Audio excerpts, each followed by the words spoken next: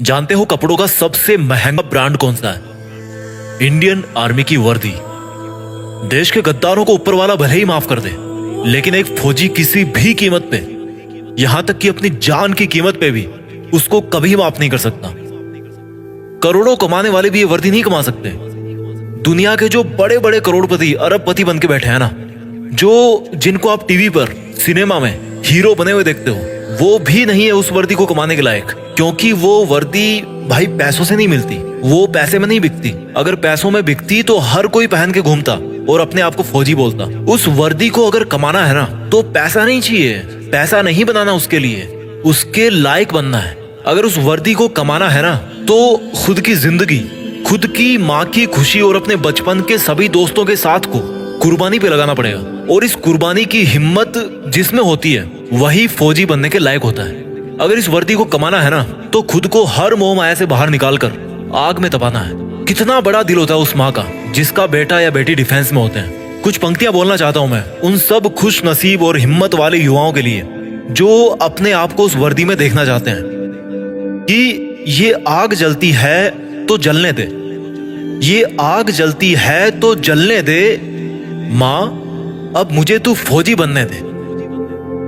जाना है उस जगह, जाना है उस जगह जहां सुना है मन के मौजी बसते हैं। जाना है उस जगह जहां सुना है मन के मौजी बसते हैं। बहुत देख लिए दुनिया, चल अब फौजी बनते हैं। बहुत जीली नाकाम जिंदगी, चल अब देश के लिए कुछ काम करते हैं। फर्जी के रिश्तों में जिंदगी बर्बाद कर डाली, चल अब जिंदगी देश के नाम करते हैं। अब फौजी बनते हैं। ये सरहदें पुकारती मुझको है, ये आतंक की बदबू ललकारती मुझको है।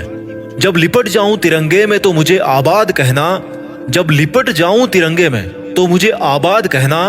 मेरी माँ पल्लू में छिपी हंसी तेरी बहुत प्यारी है, मेरी माँ पल्लू में छिपी तेरी हंसी बहुत प्यारी है। जब लिपट जाऊं तिरंगे में तो मुझे आबाद कहना, मेरी माँ पल्लू में छिपी हंसी तेरी बहुत प्यारी है। इसलिए मुस्कुराते हुए अपने लाल को गुड बाय कहना। ये मोबाइल के स्टेटस देख देख के थक गया हूँ, बन जाऊं मैं भी एक दिन सबका स्टेटस, खुद के इसी वादे में बंध गया हूँ। माँ के आंचल की खुशबू तो वैसे फीकी होती नहीं कभी, पर उसमें थोड़ी सी मेरी वर्दी की खुशबू भी मिला दूं ना, तो दोनों जहां यही मिल जाएंगे मुझे। और अगली दो लाइन उन लोगों के लिए बोलना चाहता हूँ जिनको लगता है कि बॉयफ्रेंड गर्लफ्रेंड के अलावा इस दुनिया में कुछ होता ही नहीं है। तो भाई कान खोल कर सुनो मेरी बात। बेवफाओं की इस दुनिया में हम कभी वफा ढूंढते थे। ये एक फौजी की तरफ से लाइंस आपके लिए कि बेवफाओं की इस दुनिया में हम कभी वफा ढूंढते थे।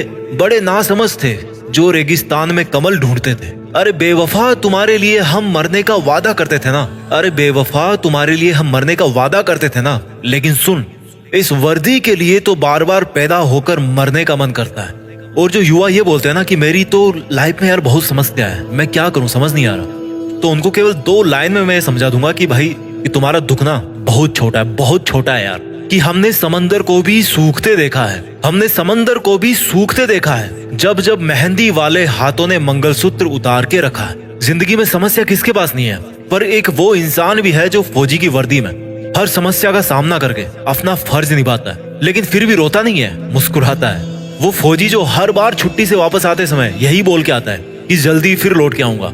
लेकिन ये किसी को नहीं पता होता, उसको खुद को भी नहीं पता होता कि वो फिर जल्दी कब आने वाला है ना हिम्मत, है ना हिम्मत। मैं जीत फिक्स के मंच से उन सभी फौजी भाइयों को सलाम करता हूँ और उन पोटेंशियल यूथ को मोटिवेट करना चाहता हूँ जो फौज में भर्ती होने का सपना अपने मन में ठान चुके हैं। क्योंकि दुनिया में देश का नाम करने का इससे बेहतर कोई दूसरा तरीका नहीं हो सकता। मैं सैल्यूट मारता हूँ फौजियों को जो एकमात्र रियल हीरो है इस कंट्री के। फौजी एक तरह के हीरो नहीं है, वो एकमात्र रियल हीरो है। सैल्यूट, जय हिंद, वंदे मातरम।